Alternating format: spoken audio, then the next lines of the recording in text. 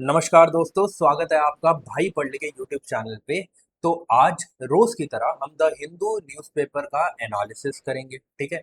आज डेट क्या है? आज डेट है 8 ऑफ जून, 8 ऑफ जून 2026। ठीक है। तो रोज की तरह आज भी बहुत प्यारे, अच्छे और आपके एग्जाम पॉइंट ऑफ व्यू से इंपॉर्टेंट आर्टिकल्स हमें देखने को मिले। ठीक है। तो जो भी इंपॉर्टेंट आर्टिकल्स आपके एग्जाम पॉइंट ऑफ व्यू से, ठीक है, जो भी इंपॉर्टेंट है आपके एग्जाम पॉइंट ऑफ व्यू से, उतने ही आर्टिकल्स मैंने रोज की तरह यहाँ पे ऐड करे। ठीक है। तो हम क्या करेंगे, सबसे पहले इन आर्टिकल्स का ओवरव्यू देख लेंगे। क्यों ऐसा करेंगे हम? ताकि आपको पता चले हम पूरे के पूरे लेक्चर में क्या पढ़ने वाले हैं, आपका थोड़ा इंटरेस्ट डेवलप हो। ठीक है। मेरी अगर स्पीड किसी को स्लो लगे तो वो वीडियो की स्पीड को 1.25 या 1.5 कर लेना, क्योंकि हाँ, मैं थोड़ा सा स्लो बोलता हूँ। ठीक है। अब देखो जरा, इस चीज को समझना कि आप किसी भी एग्जाम की प्रिपरेशन कर रहे हो, civil services, CDS, NDA, CAPF, EPFO, आपको पता है द हिंदू न्यूज़पेपर आपके लिए इंपॉर्टेंट है, आपकी ओवरऑल अंडरस्टैंडिंग को बढ़ाने के लिए। ठीक है। तो कोई भी हो स्टूडेंट किसी भी एग्जाम की प्रिपरेशन कर रहा हो, इवन दो पीसीएस के लिए भी दिस इज इंपॉर्टेंट। ओके। अब एक एक करके हम सारे आर्टिकल्स देख लेते हैं, ओवरव्यू देख लेते हैं, फिर हम डीप में सारे आर्टिकल्स को पढ़ेंगे।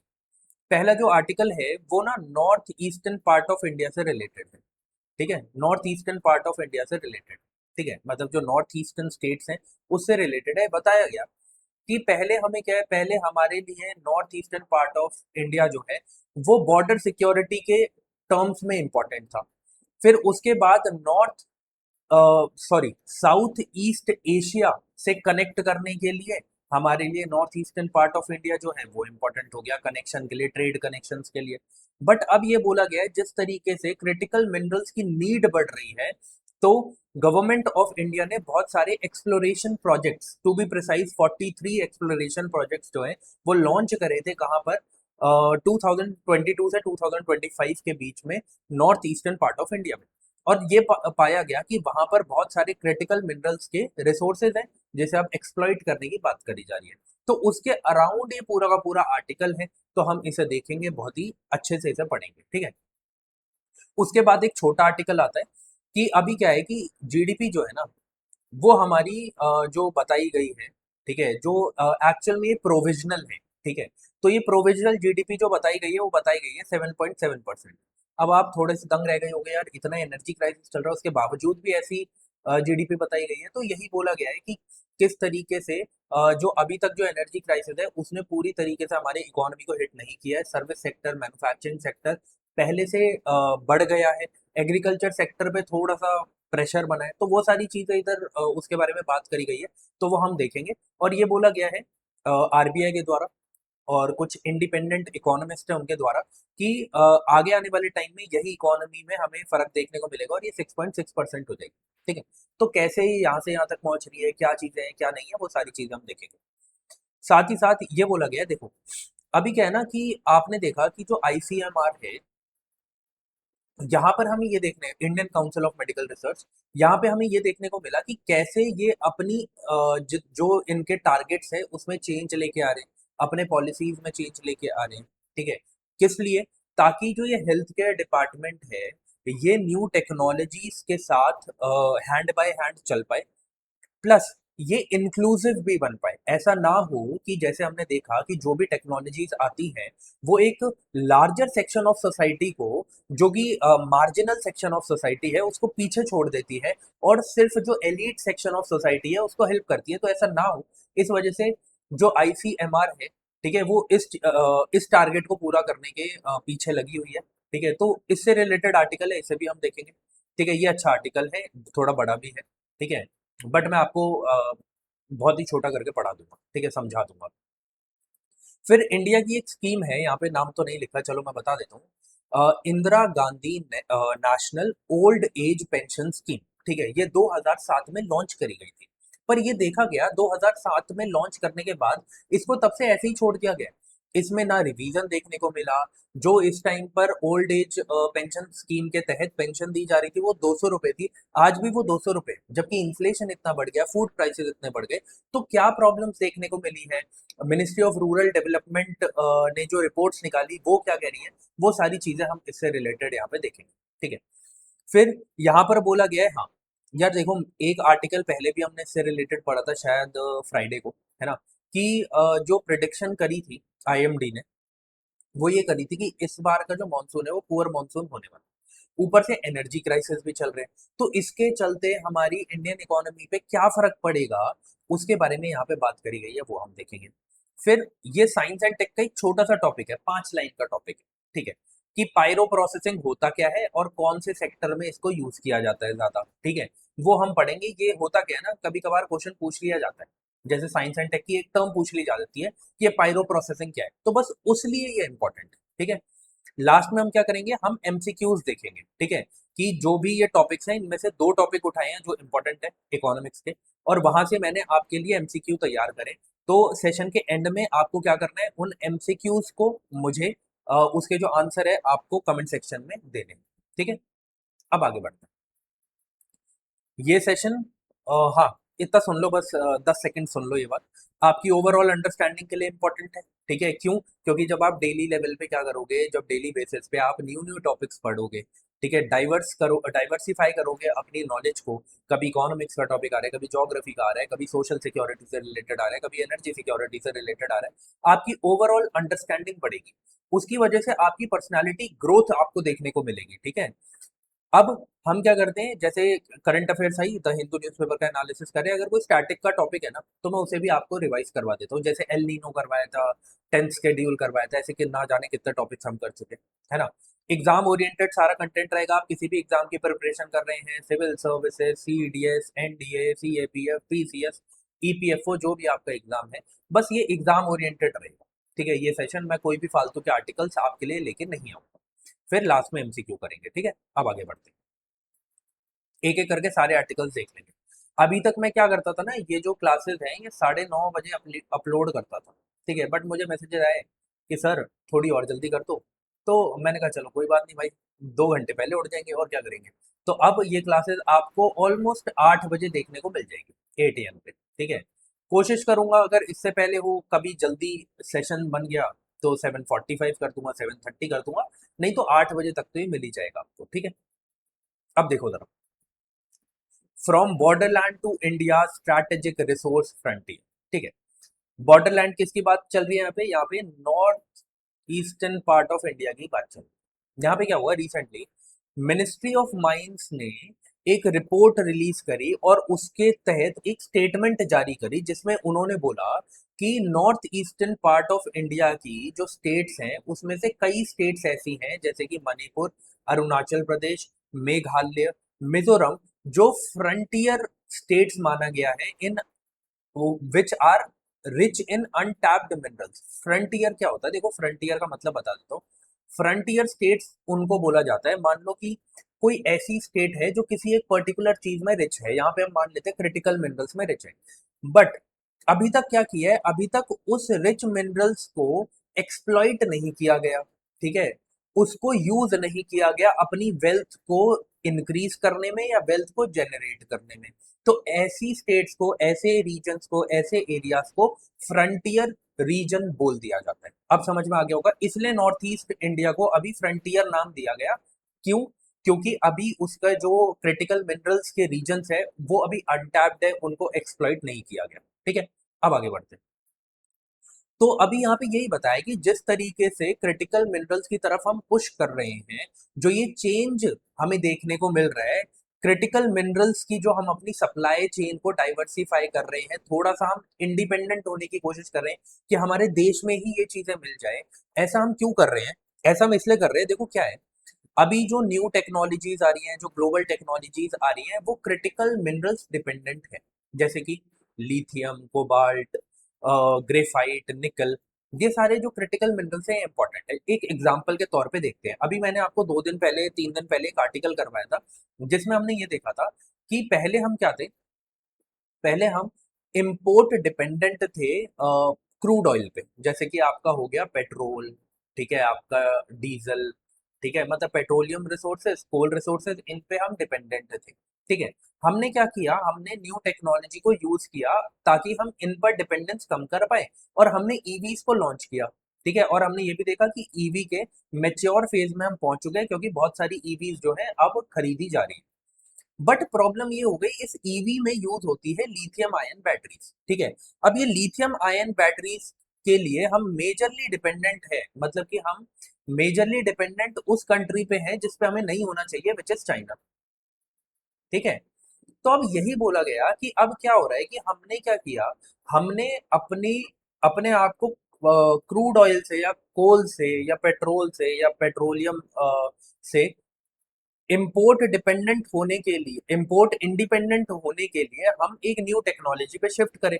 बट उस न्यू टेक्नोलॉजी पे शिफ्ट होने के चक्कर में हम एक नई चीज पे डिपेंडेंट हो गए, ठीक है। तो ये कैसे जायज हुआ, है ना। तो इसलिए बोला गया है कि हमें अपने देश के अंदर ही क्या होना पड़ेगा, हमें इन क्रिटिकल मिनरल्स के सोर्सेज को ढूंढना पड़ेगा जो नॉर्थ ईस्ट इंडिया में भरपूर है, ठीक है। अब यही बोला गया, बैटरीज हो गई, सेमीकंडक्टर्स हो गए, ग्रीन एनर्जी टेक हो गई, मिलिट्री सिस्टम हो गए, इसमें इन क्रिटिकल मिनरल्स की नीड है, ठीक है। करेंटली हम इंपोर्ट डिपेंडेंट है, वो मैंने आपको पूरी चीजें बताई दी है ना। अब क्या है कि गवर्नमेंट क्या कर रही है, गवर्नमेंट लोकल सोर्सेज ढूंढने की कोशिश कर रही है, ठीक है। गवर्नमेंट क्या चाह रही है कि हम अपने देश में ही ऐसे रिसोर्सेज ढूंढ ले, ऐसे सोर्सेज ढूंढ ले इन क्रिटिकल मिनरल्स के, जिन्हें हम एक्सप्लॉइट करके अपनी नीड को पूरा कर पाए, ठीक है। तो इसीलिए 2022 से 25 तक, जैसे मैंने आपको बताया था तब, कि 43 एक्सप्लोरेशन प्रोजेक्ट्स जो हैं वो लॉन्च करे गए थे जियोलॉजिकल सर्वे ऑफ इंडिया के द्वारा, मतलब गवर्नमेंट ऑफ इंडिया ही मान लो, ठीक है, उसके द्वारा, नॉर्थ ईस्ट के अंदर, जिसमें हमें बहुत सारे वाइटल सोर्सेज देखने को मिले हैं इन क्रिटिकल मिनरल्स के, ठीक है। अब ये बोला गया है कि वही जो शिफ्ट है ना, उसकी यहाँ पे बात करी गई कि किस तरीके से सिक्योरिटी से रिसोर्सेज पे हम शिफ्ट हो गए हैं, किस पर, north eastern part of India पे। पहले हमारे लिए जो north eastern part of India था वो किससे इंपॉर्टेंट था, सिक्योरिटी पर्पज से, बॉर्डर रीजन माना जाता था, इस वजह से। फिर हमें पता था हमें साउथ ईस्ट एशिया की तरफ मूव करना है, ट्रेड करना है, तो हमारे लिए इसलिए इंपॉर्टेंट हो गया क्योंकि वही पार्ट है जो हमें साउथ ईस्ट एशिया से कनेक्ट करते हैं, म्यांमार एंड ऑल से, ठीक है। अब हम किस पर शिफ्ट हो गए, अब हमारे लिए north eastern part of India जो है वो किस लिए इंपॉर्टेंट हो गया, क्रिटिकल मिनरल्स के लिए, ठीक है। तो किस तरीके से एक सिक्योरिटी से हम किस पे मतलब कि शिफ्ट कर गए, रिसोर्सेज पे, क्रिटिकल मिनरल्स पे, तो वही चीज यहाँ पे बताई गई। ओके, आगे बढ़ते हैं। अब देखो क्या है, क्लैश विद लोकल रियलिटीज। अब ऐसा तो है नहीं कि आपने देखा, आपने वहां पर इतनी सारी साइट्स देखी कि यहाँ यहाँ पे तो बहुत ज्यादा क्रिटिकल मिनरल्स है, और आप उसे गए और एक्सप्लॉइट करना शुरू कर दिया। ऐसा तो नहीं हो सकता, ये कोई खाली रीजन थोड़ी है, यहाँ पर तो पॉपुलेशन है ना, हिल्स एंड वैलीज की पॉपुलेशन है। अब आपको पता है जहाँ पे पॉपुलेशन रहेगी, जहाँ ह्यूमंस रहेंगे, उनकी कुछ वैल्यूज होंगी, उनके कुछ लोकल कस्टम्स होंगे, कुछ लोकल लॉज होंगे जिन्हें आप एक्सप्लॉइट नहीं कर सकते, ठीक है। अगर आपको क्या करना है, अगर आपको डेवलप करना है उस रीजन को, अगर आपको वहाँ के जो भी रिसोर्सेज है उन्हें एक्सप्लॉइट करना है, तो आपको हैंड इन हैंड जाना पड़ेगा वहाँ के लोकल लोगों के साथ। तो यही यहाँ पे बोला गया है कि वो रीजन खाली थोड़ी है, वहां पर तो हिल्स एंड वैलीज में वहां के लोग रह रहे हैं, ठीक है। तो वहां पे डिस्टिंक्ट कम्युनिटीज हैं, उनके अपने लोकल लॉज हैं, उनके अपने ट्रेडिशंस हैं, उनके डीप इमोशनल कनेक्शंस हैं उनके लैंड के साथ।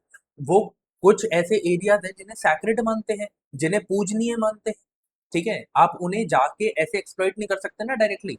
तो आप अगर सोचते हैं कि आप एकदम से लार्ज माइनिंग प्रोजेक्ट्स वहां पे लेके आएंगे, तो ये कुछ नहीं करेगा, ये एक सीरियस टेंशन फिर से वहां पे बढ़ाएगा, ठीक है। जैसे आपने देखा मणिपुर में वैसी इतनी प्रॉब्लम्स चल रही है ना, वहां के लोगों ने वैसे ही अपना घर छोड़ा है, और फिर वहां पे आप इतने बड़े प्रोजेक्ट्स लेके आएंगे, तो आपको क्या देखने को मिलेगा, आपको लोकल लेवल पे क्लैशेस देखने को मिलेंगे गवर्नमेंट के साथ।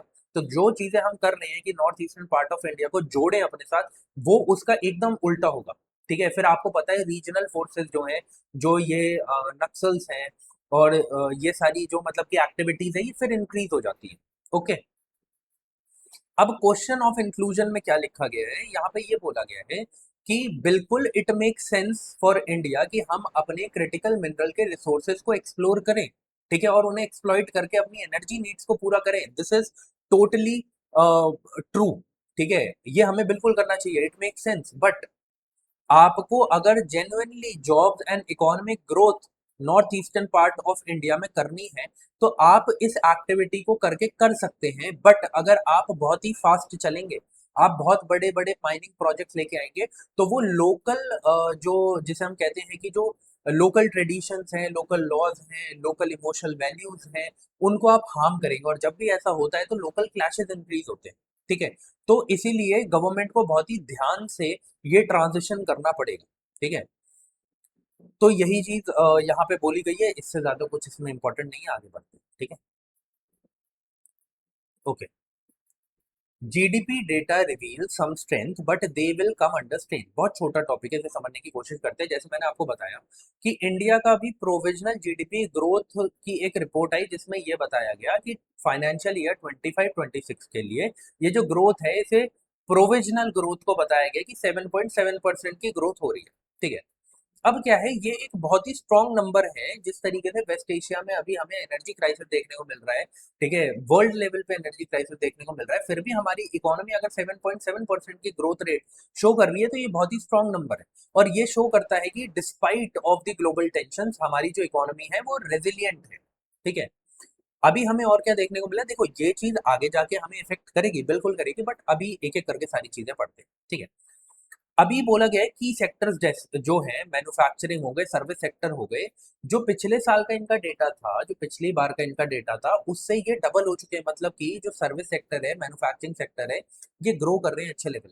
ठीक है।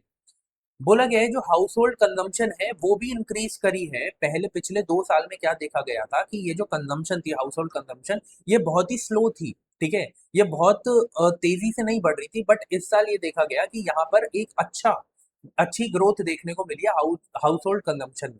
और हाउस होल्ड कंजम्पशन का मतलब ये है कि जेब में पैसा है। वो जेब में पैसा कैसे आया? क्योंकि गवर्नमेंट और प्राइवेट इन्वेस्टमेंट्स ज्यादा देखने को मिली है, इस वजह से ऑब्वियसली हाउस होल्ड कंजम्पशन भी बढ़ गई। हाउस होल्ड कंजम्पशन तभी बढ़ेगी जब जेब में पैसा हो। जेब में पैसा आता कहाँ से? जब प्राइवेट इन्वेस्टमेंट आए, गवर्नमेंट इन्वेस्ट करे, ठीक है, तभी ऐसा होता है। उसके बाद हाउएवर हर जगह आ जाता है कि हमें इतनी सारी ये ग्रोथ व्रोथ सब देखने को मिल रही है, but there is a problem. वो प्रॉब्लम क्या है कि हमें एग्रीकल्चरल स्लो डाउन देखने को मिल रहा है। एग्रीकल्चर की जो ग्रोथ है वो 3% से 3% अब हो चुकी है। पिछले साल तक ये 4.2% थी, मतलब 4.2% से 3% पे गिर चुकी है। तो मतलब हमें यहाँ पे स्लो डाउन देखने को मिला। ये प्रॉब्लम क्यों है? क्योंकि आपको पता है एग्रीकल्चर सेक्टर से हमारे देश की बहुत बड़ी, जो जैसे हम कहते हैं कि जनता है, वो जुड़ी हुई है। और अगर इसमें स्लो डाउन देखने को मिल रहा है, इसका मतलब है कि एग्रीकल्चर सेक्टर, और सीधी बात करूं तो जो लोकल इकोनॉमी है वो किसमें है, वो बहुत ज्यादा प्रॉब्लम है। ठीक है। ये हमें देखने को मिलता है इससे, क्योंकि आपको पता है कि हमारे देश की बहुत बड़ी जनता है जो एग्रीकल्चर से जुड़ी हुई है।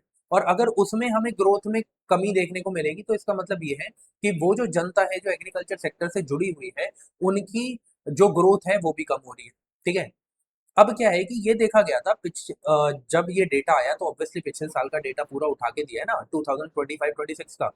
तो यहाँ पर हमें ये देखने को मिला कि एग्रीकल्चर स्लो डाउन देखने को मिला है, जबकि यहाँ पे मानसून काफी अच्छी हुई थी। 108% की मानसून हुई थी। ठीक है। It was a good monsoon. लेकिन प्रॉब्लम ये बोलता है कि यार अगर हमें एग्रीकल्चर की ग्रोथ में ड्रॉप देखने को मिला है, तब जब गुड मानसून का टाइम था, तो इस साल तो आपको पता है कि बोला गया इस साल बैड मानसून होगी। ये प्रिडिक्ट किया है कि इस बार जो मानसून है वो 90% रहेगी। ठीक है। अभी 4 दिन पहले के डेटा में लिखा था 92%, 2% और गिर गई। ठीक है। तो इस साल फिर तो हमें बहुत ज्यादा प्रॉब्लम देखने को मिलेगी। साथ ही साथ जो वेस्ट एशिया में क्राइसिस चल रहा है, उसकी वजह से एनर्जी क्राइसिस के साथ साथ फर्टिलाइजर की शॉर्टेज भी देखने को मिल रही है, क्योंकि फर्टिलाइजर्स का जो ट्रेड था वो भी डिसरप्ट हो रहा है। तो अब आगे आने वाले टाइम में जो हमें बैड मॉनसून के साथ साथ अगर फर्टिलाइजर की शॉर्टेज देखने को मिलेगी, तो ये एग्रीकल्चर सेक्टर को रुइन कर देगा बहुत बुरी तरीके से। ठीक है। तो यही बात यहाँ पे बोली गई है।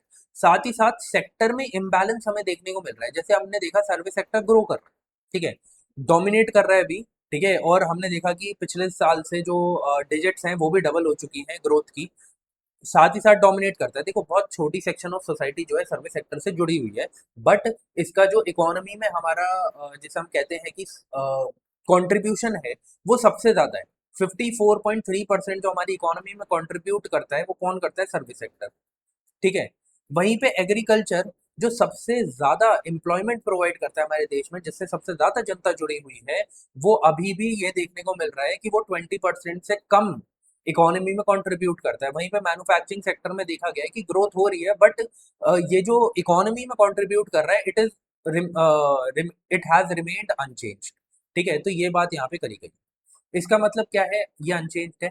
मतलब कि जिस तरीके से हाई वैल्यू फैक्ट्रीज की जो ग्रोथ होनी चाहिए थी, वो ग्रोथ नहीं हो पा रही है। इतनी स्कीम्स निकली मेक इन इंडिया एंड ये सब, अगर इम्प्लीमेंटेशन अच्छे से नहीं होगा तो मैन्युफैक्चरिंग सेक्टर नहीं ग्रो कर पाएगा, एमएसएमई सेक्टर नहीं ग्रो कर पाएगा। ठीक है, आगे बढ़ते हैं। अब जैसे मैंने आपको बताया था स्टार्टिंग में, जब ओवरव्यू समझा रहा था कि रिजर्व बैंक ऑफ इंडिया ने और टॉप इकोनॉमिक्स जो है, इंडिपेंडेंट इकोनॉमिस्ट है, टॉप इकोनॉमिस्ट है, उन्होंने ये बोला है कि ये जो इकोनॉमिक ग्रोथ अभी हमें देखने को मिल रही है, इस पर ज्यादा फर्क नहीं पड़ा है, बट अगले साल ही ये जो इकोनॉमिक ग्रोथ है ये 6.6% पे पहुंच जाएगी। और जो एनर्जी क्राइसिस चल रहा है, जो फर्टिलाइजर क्राइसिस चल रहा है, ये सारी चीजें चल रही है। गवर्नमेंट की अब पॉलिसीज डिसाइड करेगी कि वो इंडिया के ऊपर कितना इम्पैक्ट पड़ेगा, उसका नहीं पड़ेगा। ठीक है, इससे रिलेटेड एक और आर्टिकल है जो एक दो आर्टिकल बाद आ जाएगा, जो मॉनसून से रिलेटेड है, उसमें भी हम यही बातें करेंगे, इससे रिलेटेड बातें करेंगे, तो वहां पे मैं और अच्छे से समझाऊंगा। ठीक है, आगे बढ़ते हैं। अब देखो, बस पानी पी लेता हूँ, है ना, फिर आगे बढ़ते हैं।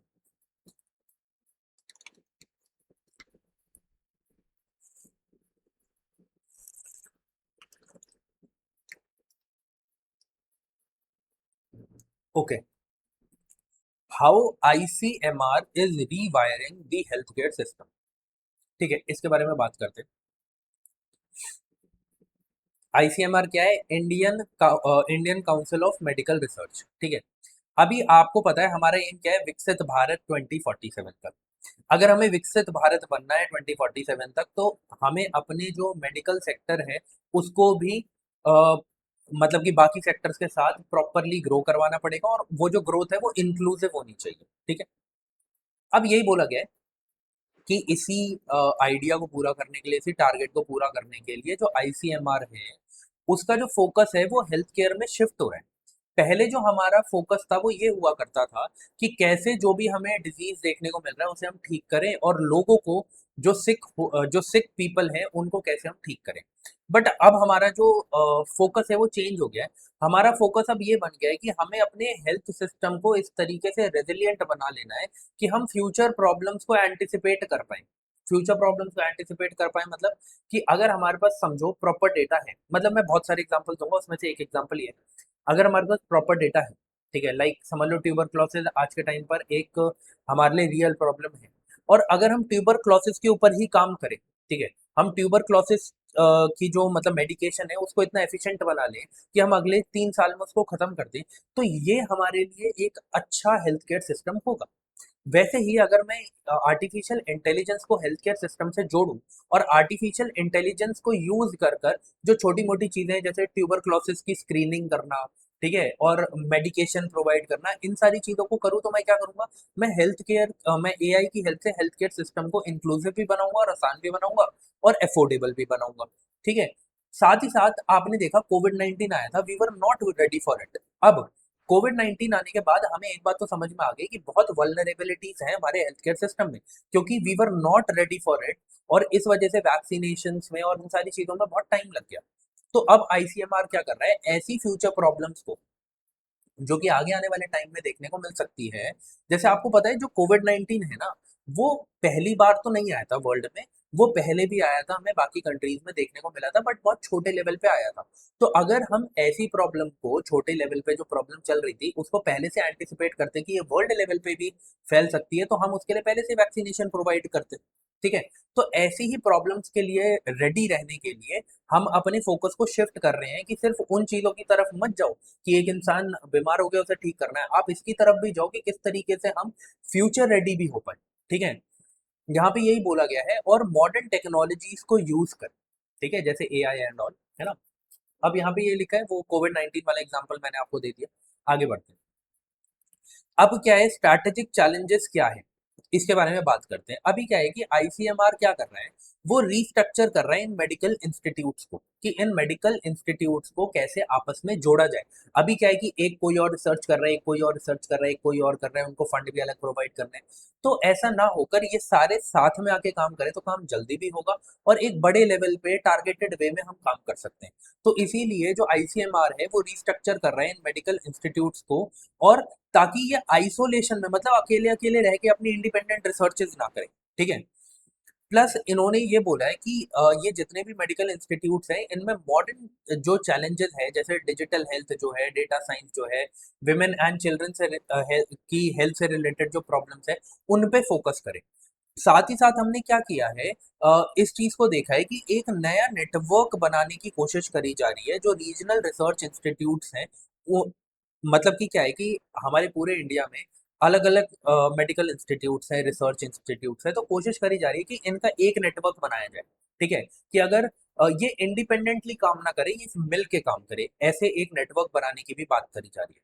ठीक है, ताकि ये local district health care systems के साथ भी जुड़े रहें, जो लोकल लेवल पे प्रॉब्लम्स हमें देखने को मिल रही है उसके सॉल्यूशंस निकाले जाएं। ठीक है, इसके बारे में यहाँ पे बात करी गई है।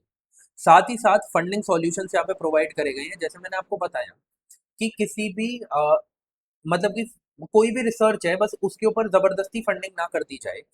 तो इसीलिए गवर्नमेंट ने डिसाइड कर रहा है कि 13 मेजर प्रायोरिटी सेक्टर्स हैं जिनके ऊपर फंडिंग करी जाएगी, जो कि रियल प्रॉब्लम्स हमें हमारे इंडिया में देखने को मिलती है, जैसे tuberculosis, mental health, nutrition, emergency care, anti microbial resistance. ये कुछ इंपॉर्टेंट सेक्टर्स हैं जिनके ऊपर ही फंडिंग अभी प्रायोरिटी सेक्टर में करी जाएगी। ठीक है, मतलब कि प्रायोरिटी में करी जाएगी, सॉरी। ओके, इस चीज को आपको याद रखना है, कोई भी रैंडम इंडिविजुअल प्रोजेक्ट पर फंडिंग नहीं करी जाएगी। आगे बढ़ते हैं। अब उसके बाद ये बोला गया है कि कैसे हम टेक्नोलॉजी को यूज कर कर जो गैप्स हैं, कौन से गैप्स की बात करी जा रही है, मैंने आपको क्या बताया। आपको पता है कि हमारे देश की बहुत बड़ी जनता रूरल एरियाज में रहती है या ऐसे एरियाज में रहती है जो इनएक्सेसिबल। अब आपको पता है, आपने देखो, मैं आपको एक एग्जांपल से समझाता हूँ। दिल्ली एम्स देखा है ना आपने? अगर आपने नहीं भी देखा तो अगर आपके घर के पास कोई बड़ा हॉस्पिटल है तो आपको एक चीज पता होगी कि बहुत सारी जनता डिफरेंट एरिया से आती है और यहाँ पर सिर्फ एम्स में अपना इलाज करवाने के लिए आती है।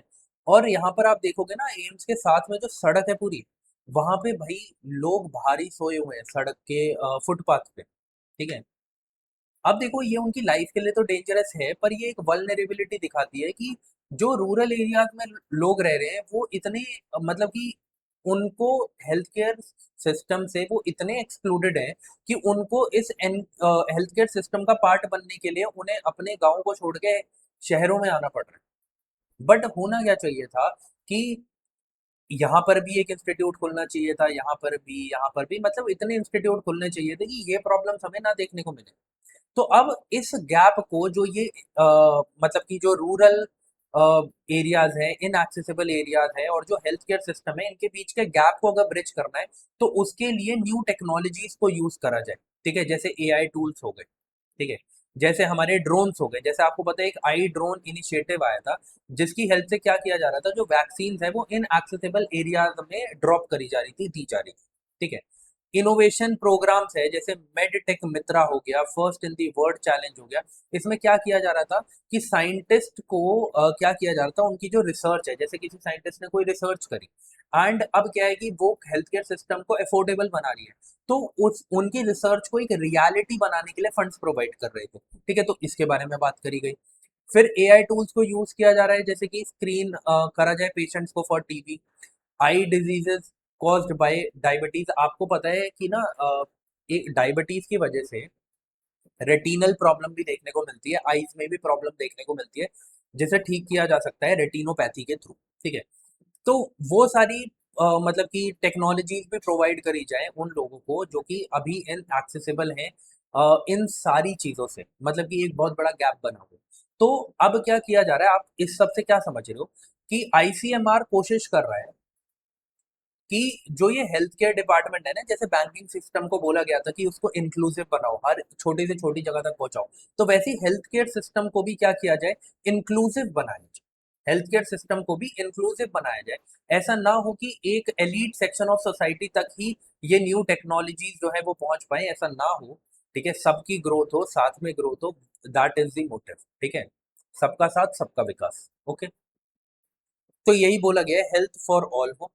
साथ ही साथ जो रिफॉर्म्स हैं वो लोगों की डेली लाइफ को इम्प्रूव करें। ठीक है, वही जैसे एब्सर्ड रिसर्चेस पे पैसा ना दिया जाए एंड ऑल। ठीक है, वो सारी बातें यहाँ पर करी गई हैं। अब आईसीएमआर का क्या है और इंडिया का क्या एम है कि जो हमारा हेल्थ केयर सिस्टम है वो फ्यूचर रेडी हो, साथ ही साथ it should be accessible to all citizens. ठीक है, इंडिपेंडेंट वो कहाँ पे रहते हैं, क्या करते हैं, इन एक्सेसिबल एरिया में, रूरल एरिया में, अर्बन एरिया में, हर किसी को इक्वल एक्सेस होना चाहिए हेल्थ केयर डिपार्टमेंट का। साथ ही साथ जो ये हेल्थ केयर डिपार्टमेंट है it should serve the society meaningfully. ठीक है, ये जो था ये टॉपिक इंपॉर्टेंट था आपके अंडरस्टैंडिंग के लिए। ठीक है, आगे बढ़ते हैं। अब देखो, मैंने जैसे आपको बताया कि एक स्कीम है यहाँ पे, वैसे मैंने बता ही दिया था आपको, Indira Gandhi national old age pension scheme, ये 2007 में लॉन्च करी गई थी। ठीक है, अब क्या किया गया, जब इसको लॉन्च करा गया था तो ये क्यों लॉन्च किया गया था कि जितने भी एल्डरली पुअर है, मतलब 60 साल से ज़्यादा के जो लोग हैं और जो बीपीएल में भी आते हैं, बिलो पॉवर्टी लाइन में भी आते हैं, उनके लिए स्कीम थी। ठीक है, इसमें क्या किया जा रहा था, डायरेक्ट कैश प्रोवाइड करा जा रहा था। वो कैश कितना था, वो 200 रुपये कैश था। ठीक है, उस टाइम के डेटा के हिसाब से 2.2 करोड़ पीपल इसके अंडर आ रहे थे, इसके बेनिफिशियरीज थे। ठीक है, बट ये बोला गया है यार, विद टाइम क्या हो रहा है, अगर 2013 के हिसाब से इसे कंपेयर किया गया, देखो पहले चलो ये बता देता हूँ। इसमें क्या किया जा रहा था, सेंटर और स्टेट दोनों कंट्रीब्यूट कर रहे थे। जैसे सेंटर ने बोल दिया मैं 200 रुपये दे रहा हूँ, वहीं पर कई स्टेट्स तो 2-2 हज़ार रुपये भी दे रही थी, और कई स्टेट जो है वो 150 रुपये भी दे रही थी, कई स्टेट दे ही नहीं रही थी। ठीक है, तो स्टेट का भी कंट्रीब्यूशन था, बट स्टेट की मर्जी थी कितना कंट्रीब्यूट कर सकते हैं। बट प्रॉब्लम ये नहीं है, इसको तो साइड में करो। प्रॉब्लम ये है, 2013 से अगर आप इसे कंपेयर करोगे 200 रुपये को, तो आज के टाइम पर ये 200 रुपये एक्चुअल में 99 रुपीज के करीब है। मतलब कि उस टाइम के जो 200 रुपये थे 2013 के, आज के हिसाब से 99 रुपीज है। मतलब उस टाइम पे जो आप 200 रुपये में चीजें खरीद सकते थे, अब वो 99 रुपीज में मतलब कि खरीद पाओगे। ठीक है, मतलब उस टाइम पे जो मतलब कि 200 रुपये की चीज जो है, अब वो ये समझ लो कि जो उसकी परचेजिंग पावर है वो 99 रुपीज हो चुकी है। मतलब इसके बराबर है, 200 रुपीज उस टाइम के इक्वल्स टू 99 रुपीज। ठीक है, मतलब आपको ये चीज समझ में आ गई। अब क्या हुआ, मिनिस्ट्री ऑफ रूरल डेवलपमेंट जो है, उन्होंने ये बोला कि जब हमने सर्वे किया तो 80% से ज्यादा लोग जो थे वो ये कह रहे थे कि ये जो पेंशन हमें मिल रही है ना, इससे हमारी डेली बेसिक नीड्स भी पूरी नहीं हो रही। ठीक है, इस चीज को समझना। और अगर ये ओवर 80% का है ना, तो ये ओवर 90% होगा। डेटा को थोड़ा आपको पता है मैनिपुलेट भी किया जाता है। ठीक है, आगे बढ़ते हैं। फिर अब इसमें यही प्रॉब्लम आई है कि ये बोला गया कि 2007 की स्कीम है, तब से इसको रिवाइज नहीं किया गया। जो उस टाइम पर 2.2 करोड़ की जनता थी, जो एल्डरली पुअर थे, आज के टाइम पर अगर आप देखेंगे, इन्हीं डेटाज ने बताया कि वो 17 करोड़ पॉपुलेशन है, बट उनको ये सुविधा मिल ही नहीं रही। साथ ही साथ ओल्ड पॉवर्टी लाइन डेटा पर ये मतलब पूरे की पूरी जो स्कीम है वो डिपेंडेंट है।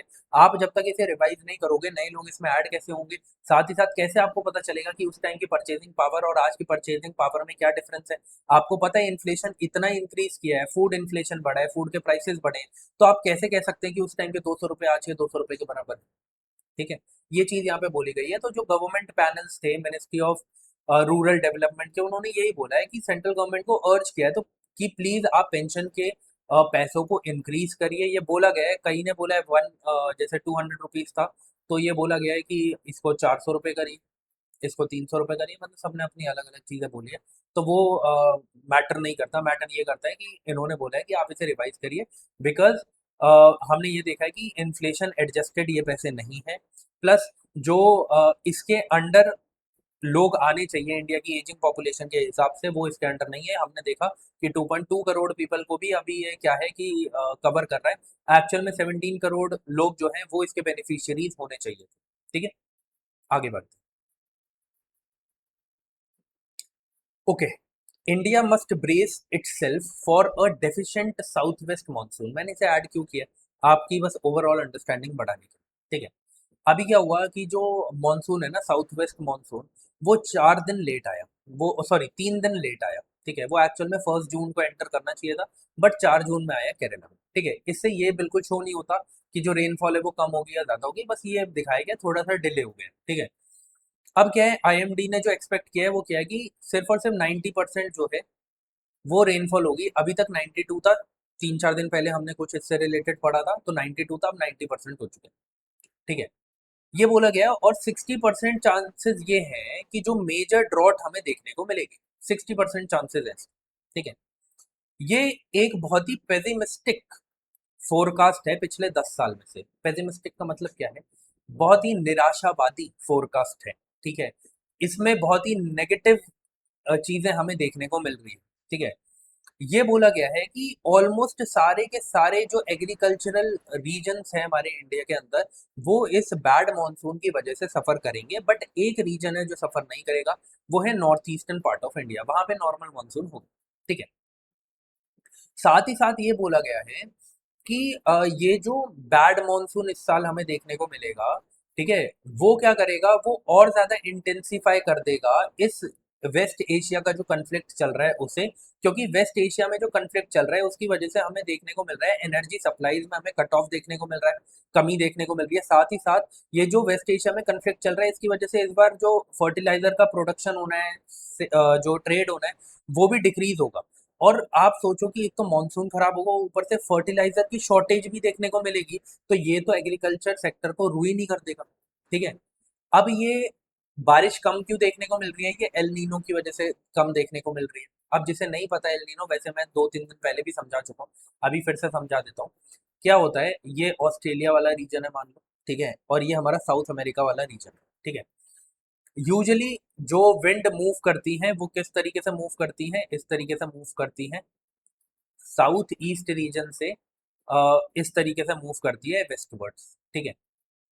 अब क्या है, जब भी एल नीनो का केस होता है, जब भी एल नीनो का केस होता है, उस केस में हमें क्या देखने को मिलता है कि ये जो विंड मूव कर रही थी ना, ये या तो विंड एकदम मतलब कि खत्म हो जाती है, या तो फिर इसको ये एकदम उल्टा देखने को मिलेगी, रिवर्सल हमें देखने को मिलेगा इन विंड्स का, ठीक है। अब इसकी वजह से क्या होता है, जो इधर वार्म वाटर है ना, वार्म वाटर मूव करना स्टार्ट कर देता है इस कोस्ट की तरफ, जो ये साउथ अमेरिका का कोस्ट है उसकी तरफ। अब जब वार्म वाटर इधर मूव करता है तो इसकी वजह से क्या होता है कि मतलब शॉर्ट में बताऊं तो इसकी वजह से क्या होता है, जब वार्म वाटर मूव इधर करेगा फिर इवेपोरेशन होगा, ठीक है। उसकी वजह से क्या है कि इधर हमें रेनफॉल ज्यादा देखने को मिलती है, और जो ये ऑस्ट्रेलिया वाला रीजन है, ये जो हमारा आपको देखने को मिलेगा, साउथ ईस्ट एशिया वाला रीजन है प्लस इंडिया वाला जो रीजन है, यहाँ पर बहुत कम मानसून होती है, मतलब कि यहाँ पे बैड मानसून देखने को मिलेगी। वहीं पर जब ला नीना की कंडीशन होती है तो उस केस में ये जो वार्म वाटर है वो क्या होता है, वो इस तरफ मूव करता है, और इस वजह से यहाँ पर हमें ज्यादा बारिश देखने को मिलती है। तो इस टाइम पे हमें गुड मॉनसून देखने को मिलता है, ठीक है।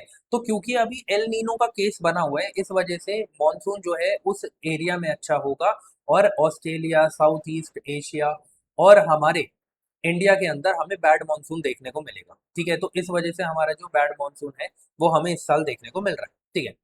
अब ये हमारे एग्रीकल्चर सेक्टर के लिए एक डिजास्टर होगा, और अगर गवर्नमेंट इमीडिएटली एक्ट नहीं करती है तो हमें एक बहुत बड़ी प्रॉब्लम देखने को मिल सकती है। गवर्नमेंट इसमें क्या कर सकती है? गवर्नमेंट सबसे पहले तो फार्मर्स को एडवाइस कर सकती है कि वो क्या करें, वो अपनी क्रॉप्स को जल्दी ग्रो करें।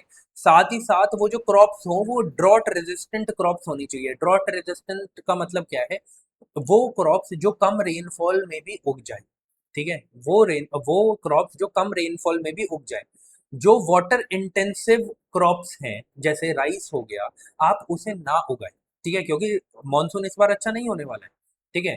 साथ ही साथ गवर्नमेंट और क्या कर सकती है, गवर्नमेंट जो ये ग्राउंड वाटर है उसको स्ट्रिक्टली मैनेज कर सकती है, जो मतलब अपनी लोकल पॉलिसीज है उसे अच्छे से इम्प्लीमेंट करके वाटर रिजर्वॉयर्स को बचा सकती है। कैसे?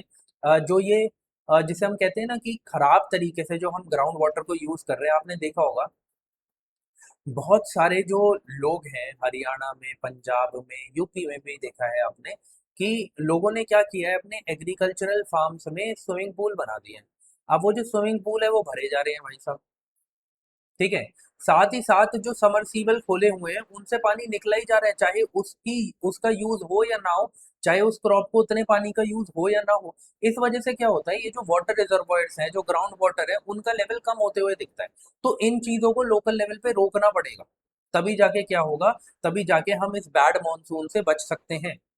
प्लस फार्मर्स को क्रॉप इंश्योरेंस प्रोवाइड करी जाए, ताकि अगर क्रॉप फेलियर देखने को मिलता है तो उनकी फाइनेंशियल इंडिपेंडेंस पर फर्क ना पड़े, ठीक है। साथ ही साथ इस साल हमें सीवियर हीट वेव भी देखने को मिलेगी। जब मॉनसून, आप देखो मॉनसून अगर बैड होगा तो साथ ही साथ इस बात को समझो समर्स भी एक्सटेंड होगी। जब समर्स एक्सटेंड होगी तो लंबे टाइम तक हीट वेव देखने को मिलेगी, ठीक है। जब लंबे टाइम तक हमें हीट वेव देखने को मिलेगी तो इसीलिए हमारी जो एग्रीकल्चर सेक्टर की जो परफॉर्मेंस है वो और ज़्यादा वीक होगी। तो इसके लिए गवर्नमेंट को अभी अर्जेंटली प्रिपेयर करना पड़ेगा वर्स्ट केस सिनेरियो के लिए, और जो हमारी वल्नरेबल रूरल इकोनॉमी है उसको सपोर्ट करना पड़ेगा। इसके बारे में यहाँ पे बात करी गई। आगे बढ़ते हैं। पायरो प्रोसेसिंग जो मैं कह रहा था 5 लाइन का, ये एक टॉपिक है।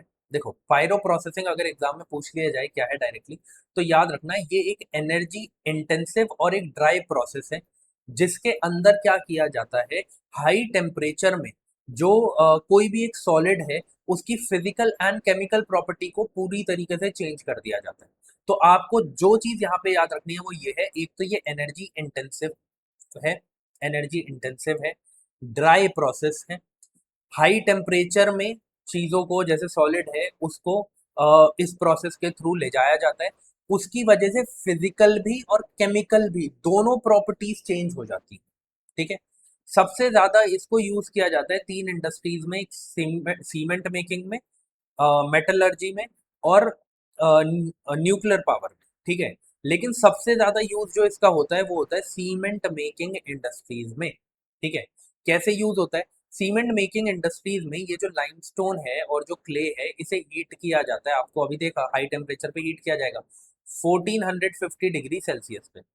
जब इस लेवल पे इसे हीट किया जाता है तो इस टाइम पर ये जो लाइमस्टोन और क्ले है ये हीट अप होके क्या होते हैं, ये क्लिंकर में कन्वर्ट हो जाते हैं, और फिर इस क्लिंकर को यूज किया जाता है सीमेंट को बनाने में, ठीक है। आपको याद रखना है इन तीनों में से भी सबसे लार्जेस्ट जो यूज किया जाता है पायरो प्रोसेसिंग का वो सीमेंट मेकिंग में किया जाता है। बस इतना इंपॉर्टेंट था, ठीक है।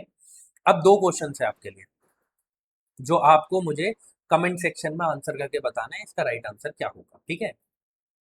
सबसे पहला क्वेश्चन क्या है, सबसे पहला क्वेश्चन जो आपको देखने को मिलेगा वो है इकोनॉमिक्स से रिलेटेड, ठीक है। जो अभी हमने एक सेक्टर एक जिसे हम कहते हैं कि आर्टिकल पढ़ा था, किससे रिलेटेड, जो अभी न्यू जीडीपी की प्रोविजनल ग्रोथ के बारे में बात करी गई है 7.7%, उससे रिलेटेड ये क्वेश्चन है। तो आपको ये पढ़ना है और मुझे आंसर करना है आपको, ठीक है। कमेंट सेक्शन में बताना है आपको राइट आंसर क्या है। वहीं पे दूसरा जो है ये साउथ वेस्ट मानसून जो है अभी जो हमने आर्टिकल पढ़ा उससे रिलेटेड ये क्वेश्चन है। मतलब एक क्वेश्चन इकोनॉमिक्स का है, एक ज्योग्राफी का है, ठीक है। आपको इसका आंसर कमेंट सेक्शन में करना है पॉजिटिवली, ठीक है। बाकी आपकी कोई भी रिकमेंडेशन है किस तरीके से मैं इस सेशन को बेटर बना सकता हूँ, क्या चीज़ें और ऐड कर सकता हूँ, तो आप बिल्कुल बेफिक्र होकर, ठीक है, आप मुझे कमेंट करिए। आई विल ऐड दैट, क्योंकि आप कुछ चीज़ें मुझे रिकमेंड करेंगे, मुझे कुछ चीज़ें ठीक लगेंगी, उसी तरीके से हम क्या करेंगे इस पूरे चैनल को और इस पूरे सेशन को बेटर बना पाएंगे, ठीक है। And that is the ultimate motive कि हमें चीज़ों को बेटर करना है, ठीक है। तो अब हम मिलते हैं अपने नेक्स्ट सेशन में, तब तक के लिए जय हिंद।